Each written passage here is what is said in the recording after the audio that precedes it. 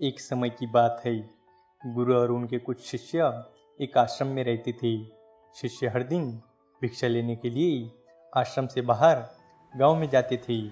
जो शिष्य भिक्षा लेने के लिए गांव में जाता था, उसे रास्ते में एक नदी पड़ती थी, जिससे होकर वह हर दिन भिक्षा लेने के लिए जाता था। एक दिन उसने एक लड़के को पेड़ के पीछे छुपते हुए देखा। वो लड़के के पास गया और पूछा, भाई, तुम इस पेड़ के पीछे छिपकर क्या कर रहे हो? लड़के ने जवाब दिया, अरे क्या तुम्हें दिख नहीं रहा है जो मैं देख रहा हूँ? उसकी नज़र नदी पर पड़ी तो वहाँ कुछ लड़कियाँ पानी भर रही थी। तब शिष्य ने लड़के से कहा, अरे भाई, वहाँ तो लड़कियाँ पानी भर रही है, इसमें छिपने की क्या ज़रूरत है? तभी लड़का शिष्य की ओर देखता है और उससे कहता है, अरे मूर्ख, क्या तुम देख नहीं सकते कि मैं क्या कर रहा हूँ? वो परियाँ नदी से पानी कैसे खींच रही है। ज़रा उसके भावों को देखो, उसके कोमल शरीर को देखो। बर्तन उठाते समय उसकी पतली कमर कैसे लचक रही है और उसके बाल उसकी कमर पर ऐसे लहरा रहे हैं मानो सुंदरता बिखरी हुई हो। शिष्य फिर से नदी की ओर देखता है और इस बार वो देखता ही रह जाता है। अब तक उसे कुछ भी दिखाई नहीं दे रहा था और वो बिल्कुल निडर था। उसे किसी बात का डर नहीं था, लेकिन अब वो छिपने लगा था और उन लड़कियों को ऐसे देखने लगा जैसे उसने कोई अपराध किया हो। और जब वो छिपकर उन लड़कियों को देख रहा था तो वो अंदर से कांपने लगा और उसने मन ही मन कहा, ये मैं हूँ? ये मैं क्या कर रहा हूँ? मैं ये जो कुछ भी कर रहा हूँ सही नहीं कर रहा हूँ। मुझे यहाँ से चले जाना चाहिए। और फिर वो जल्दी से वहाँ से चला जाता है। फिर वो आश्रम पहुँचता है और आश्रम में जाकर वो अपने काम में व्यस्त हो जाता है। लेकिन जो उसने अभी देखा था वो बार बार उसके आंखों के सामने आ रहा था। उसके दिमाग में वही दृश्य घूम रहे थे और उसी नज़ारे को देखने के लिए उसका मन ललचा रहा था। उसका किसी भी काम में मन नहीं लग रहा था। वह हर दिन सुबह सुबह भिक्षा लेने के लिए आश्रम से निकल जाता था और नदी के पास एक पेड़ के पास जाता, जहाँ वो लड़का पहले से ही मौजूद रहता था और छिपकर उसके साथ लड़कियों को देखता था। अब वो हर दिन ऐसा करने लगा था और उसका मन अब किसी काम में नहीं लगता था। वो हर बार किसी न किसी विचार में डूबा रहता था। वो आश्रम का कार्य भी ठीक से नहीं कर पा रहा था। वो ना तो ठीक से सो पा रहा था और ना ही ठीक से खा पा रहा था। उसका मन हर समय बेचैन रहता। उसका मन बार बार उन लड़कियों की खूबसूरती देखने को ललचाता था।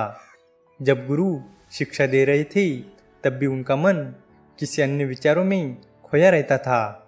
गुरु ने अपने शिष्य की यह हरकतें देखी तो एक दिन गुरु ने शिष्य को अपने पास बुलाया और कहा, आज से मैं भी तुम्हारे साथ भिक्षा मांगने चलूँगा। तुम और मैं एक साथ भिक्षा मांगने जाएंगे। तभी शिष्य ने गुरु को मना करते हुए कहा, नहीं गुरुदेव, आप क्यों परेशान हो रहे हो? मैं ठीक से भिक्षा मांग सकता हूँ। गुरु ने शिष्य से कहा, ठीक है, तुम अकेले ही भिक्षा मांगने जाओ। इसके बाद शिष्य भिक्षा मांगने निकल गया। शिष्य के जाने के बाद गुरु भी आश्रम से बाहर निकल गया और शिष्य का पीछा करने लगे कि वो कहाँ जाता है। ये सब देखने के लिए गुरु उसका पीछा करने लगे। थोड़ी दूर जाने पर गुरु ने देखा कि उनका शिष्य एक अपराधी की तरह एक लड़के के साथ पेड़ के पीछे छिपा है और छिपकर कुछ देख रहा है।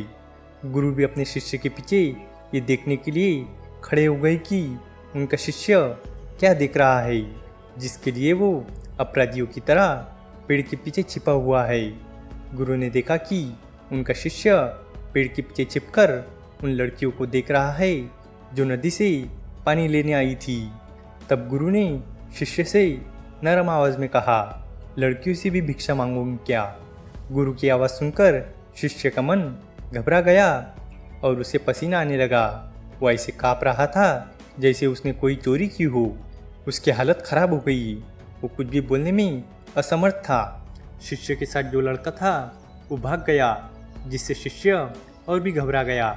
उसके मुंह से केवल कुछ टूटे फूटे शब्द ही निकल रहे थे। वो अपने गुरु से आँख मिलाने का भी साहस नहीं कर पा रहा था। गुरु ने शिष्य की ओर देखा और बोला, मेरा शिष्य निडर है, वो किसी चीज़ से नहीं डरता। लेकिन ये क्या है? तुम डर के मारे काँप रहे हो। शिष्य ने गुरु से कहा, मुझे माफ़ कर दीजिए गुरुदेव, इसमें मेरी कोई गलती नहीं है। उस आदमी ने मुझे धोखा दिया है, लेकिन मैं तुमसे वादा करता हूँ कि आज के बाद मैं ऐसा दोबारा कभी नहीं करूँगा। मैं क्षमा चाहता हूँ गुरुदेव। गुरु ने कहा, कोई बात नहीं, लेकिन तुम्हें ये ध्यान रखना चाहिए कि हम जैसी संगति करते हैं हमें वैसा ही फल मिलता है। जैसी हम संगति करते हैं उनके विचार हमें प्रवेश करते हैं। इसलिए अच्छी संगति रखें ताकि अच्छे विचार खुद में प्रवेश करें। फिर गुरु और शिष्य आश्रम लौट गए और फिर से आश्रम के काम पर ध्यान देने लगे। शिष्य उस रास्ते को छोड़ दूसरे रास्ते से जाने लगा और अपना कार्य सावधानी से करने लगा, लेकिन धीरे धीरे उसके अंदर क्रोध उत्पन्न हो गया और फिर वो अन्य शिष्यों पर क्रोध करने लगा और बेचैन रहने लगा।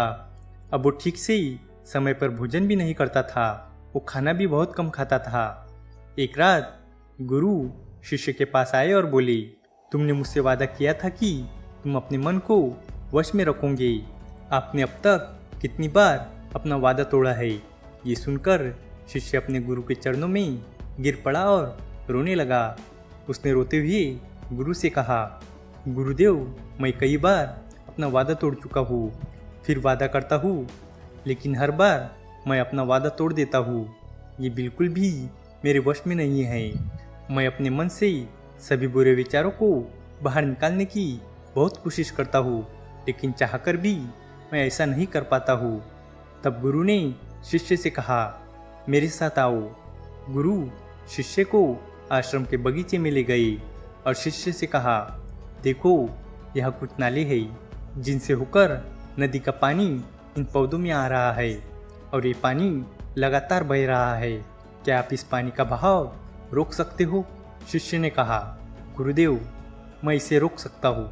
तब शिष्य ने मिट्टी उठाकर उस नाले के किनारे डाल दी। वो पानी थोड़ी देर के लिए रुका और फिर थोड़ी देर बाद उस रेत के ऊपर से पानी आने लगा। गुरु ने शिष्य से कहा, ये क्या है? ये पानी तो रुका ही नहीं। उसने फिर से कुछ कंकड़ उठाए और नाली में फेंक दिए और फिर पानी थोड़ी देर के लिए रुक गया, लेकिन फिर कुछ देर बाद उन कंकड़ पत्थरों के ऊपर से पानी निकलने लगा। गुरु ने फिर कहा, क्या हुआ? पानी फिर आ गया। आप कह रहे थे कि रोकूंगे, क्या हम किसी चीज़ को पूरी तरह से रोक सकते हैं? तब शिष्य ने कहा, कोई बात नहीं गुरुदेव, मैं इस पानी को रोक दूंगा और तुम्हें दिखाऊंगा। फिर वो एक बड़ा पत्थर लाया और नाली पर रख दिया और फिर पानी रुक गया। तब शिष्य ने गुरु से कहा, देखिए गुरुदेव, मैंने कहा था ना मैं पानी को रोकूंगा। मैंने पानी रोक कर दिखाया। मैंने आपकी कही बात पूरी कर दी। गुरु मुस्कुराए और बोले, अच्छा, ध्यान से देखो, पानी रुका है क्या? ये पीछे नाली को तोड़कर बाहर आ गया है और अगल बगल से बह रहा है। और ध्यान से देखिए, इस पत्थर के सामने भी आ गया है और ये पानी अपना रास्ता बदलकर फिर से आगे की ओर बह जाएगा। और फिर कुछ देर बाद वही हुआ। और तब गुरु ने शिष्य को समझाया, आपके साथ भी ऐसा ही हो रहा है। आप बार बार प्रयास कर रहे हो, लेकिन हर बार आपका प्रयास टूट रहा है और टूटता ही रहेगा। ये पत्थर तुम्हारा पुरुषार्थ है और ये जल तुम्हारे विचार है। चाहे आप कितना भी बड़ा पत्थर रख दो, पानी अपना रास्ता ढूंढ ही लेगा। ये देखकर शिष्य ने पूछा, हे गुरुदेव, कोई रास्ता नहीं है जिससे मैं अपने गंदे विचारों से बाहर निकल सकूं? गुरु ने कहा, एक रास्ता है। ये पानी जिस नदी से आ रहा है, आप केवल वहाँ से इस पानी का मार्ग बदल सकते हो। गुरु शिष्य को नदी के पास ले गए जहाँ से पानी उस बगीचे में आ रहा था।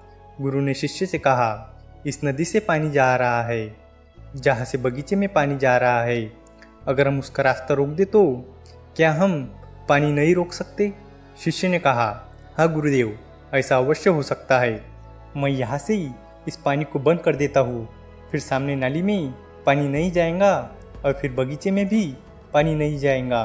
तब गुरु ने कहा, शिष्य, यदि बगीचे में पानी नहीं रहेगा तो पेड़ पौधों को पानी कहाँ से मिलेगा? उन पेड़ पौधों को पानी की ज़रूरत होती है।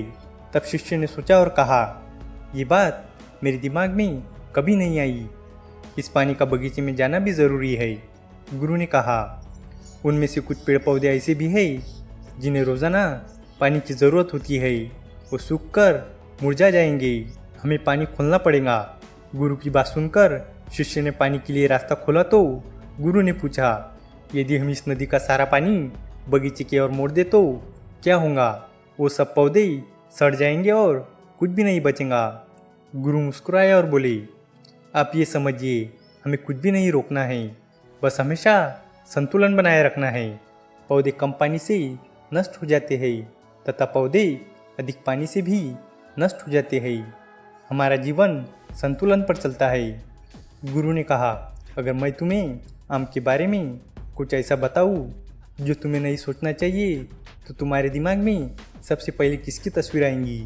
जब हम अशुद्ध विचारों को बलपूर्वक रोकने का प्रयास करते हैं तो वह और अधिक मजबूती से हमारे अंदर प्रवेश कर जाते हैं। इसलिए हमें कभी भी उन्हें दबाने की कोशिश नहीं करनी चाहिए। बुरे लोगों के संगति के कारण भी हमारे मन में गंदे विचार आते हैं। कई बार कामुकता हमारे अंदर नहीं होती, लेकिन कुछ अश्लील लोगों के साथ रहने के कारण वो हम पर हावी हो जाती है। तब शिष्य ने कहा, गुरुदेव आप सही कह रहे हैं, मैं रास्ता भटक गया था। और तब वो शिष्य उस रात बहुत शांति से सोया और सुबह उसने अपना काम पूरे मन से किया और फिर सुबह वो भिक्षा लेने के लिए उसी रास्ते से चला गया जहाँ वो लड़का अभी भी पेड़ के पीछे छिपकर उन लड़कियों को देख रहा था। शिष्य उसे नदी पर ले गए जहाँ लड़कियाँ पानी भर रही थी। उन्होंने उन लड़कियों से पानी मांगा और उनमें से एक लड़की ने उन्हें पानी दिया और शिष्य के पैर छुए। शिष्य ने उन्हें आशीर्वाद दिया और बोले, आप हमेशा स्वस्थ रहे ताकि मानसिकता सकारात्मक ऊर्जा से भर जाए। उसके चेहरे पर ऐसी मुस्कान आ गई मानो उसे कोई खोई हुई चीज़ वापस मिल गई हो। वो अपने रास्ते पर वापस जाने लगा। तभी पेड़ के पीछे छिपा लड़का पीछे से आया और बोला, क्या बात है, आज आपने तो करीब से देखा है, तुम तो मुझसे भी आगे निकल गए। तब शिष्य ने कहा, हम हमेशा दूसरों को देखने में लगे रहते हैं। किसी ऐसे व्यक्ति को बताए जो आपको पसंद हो। अगर वो भी तुम्हें पसंद करती है तो शादी कर लो और उससे पहले तुम कुछ बन जाओ।